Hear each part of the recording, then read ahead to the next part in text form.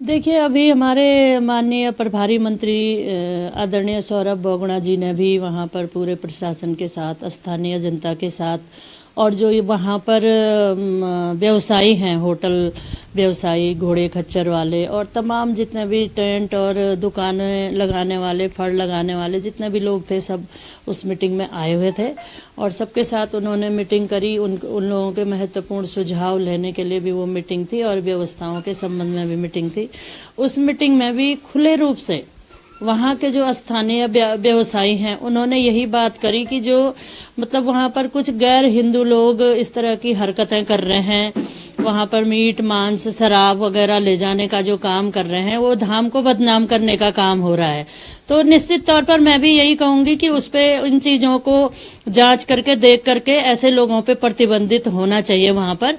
और जो हमारे धाम की केदार बाबा की जो महत्ता है, जिसके लिए लोग दर्शन करने आते हैं भक्ति भाव से, वो भक्ति भाव से लोग दर्शन करके जाएं और ऐसी चीजें वहां पर न हो, ऐसा मेरा भी प्रयास रहेगा। केदारनाथ की विधायिका आशा नौटियाल जी ने जो बयान दिया है कि केदारनाथ में जो मुस्लिम्स हैं उनको नहीं आने दिया जाएगा, इस तरह की आवाज़ें मुसलसल उठ रही हैं। इससे पहले अखाड़ा परिषद ने महाकुंभ मेले में कहा था मुसलमानों को दुकानें नहीं लगाने दी जाएंगी। उसके बाद में फिर मथुरा में ब्रिज होली के लिए कहा गया।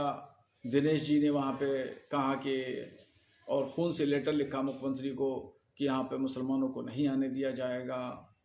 फिर ऐसे ही हल्द्वानी के मेयर ने भी कहा कि ठेले वाले जो है वो मुसलमान नहीं हो सकते हैं। इस तरह की जगह जगह की इस तरह की बातें हो रही हैं। ये अजीब लोगों की एक नज़रिया और एक जहन जो है वो बन गया है और ये मुसलसल नफरत फैलाई जा रही है बयानों के ज़रिए।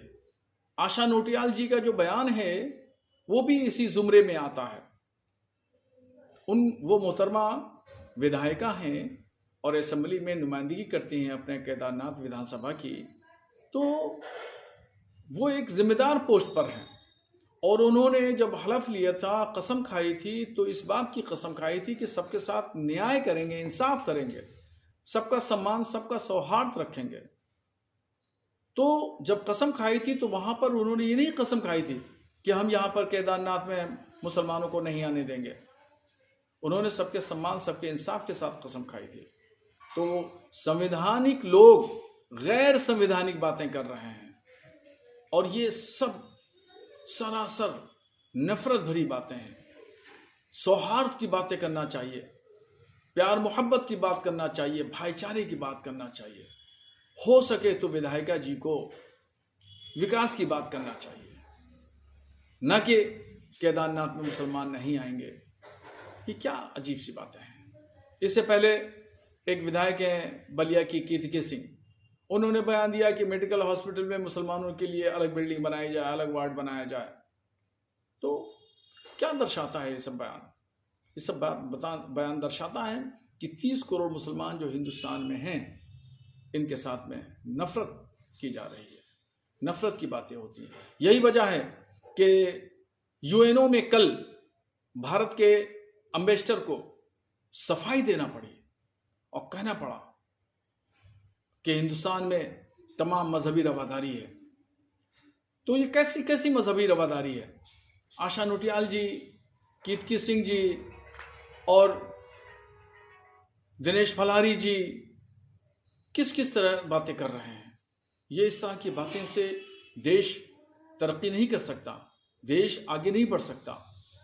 प्रधानमंत्री नरेंद्र मोदी जी पूरी दुनिया में भारत का नाम रोशन करने के लिए जगह जगह वो दौरे कर रहे हैं। ख़ास तौर पर उनका जो दौरा होता है वो मुस्लिम कंट्रीज़ में होता है।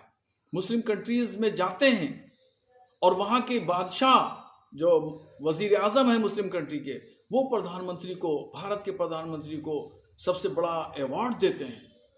तो इस तरह के बयानों से भारत की छवि बाहर की दुनिया में ख़राब हो रही है, बाहर की दुनिया में हमारा हिंदुस्तान बदनाम हो रहा है और तरक्की पजीर जो मुल्क है हिंदुस्तान, उसको, उसकी तरक्की को रोकते हैं इस तरह के बयानात।